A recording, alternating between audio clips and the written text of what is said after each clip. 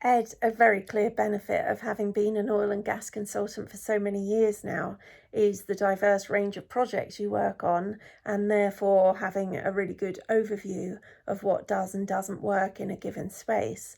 Taking this experience into account, what would you say is the biggest single negative impact on value creation in the long term compared to expectations? In our experience, most of the problems later encountered by projects are due to the lack of appreciation of how all the parts of the project in the value chain are connected.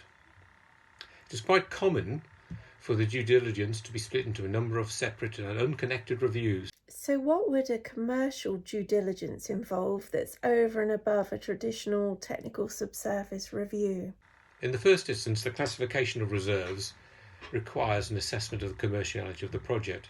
Commerciality involves many criteria as defined in PRMS, the most important being an assessment of the post-tax net cash flow of the project and the financeability of the project itself. Secondly, the calculation of net attributable or entitlement volumes is based on the company's share of pre-tax net revenue. This analysis allows a very early indication of the full value range of the project based on the input assumptions and their uncertainties. It also allows a review of the robustness of the project net cash flow and would enhance any red flag review. To address these issues, it requires a review of the production license itself and the applicable fiscal terms. In addition, we need to review all the processing, transportation, marketing and sales agreements, either with third parties or on a self-to-self tariff basis. And finally, we would need to look at any other overriding royalties or interests that may affect the share of the free net cash flow.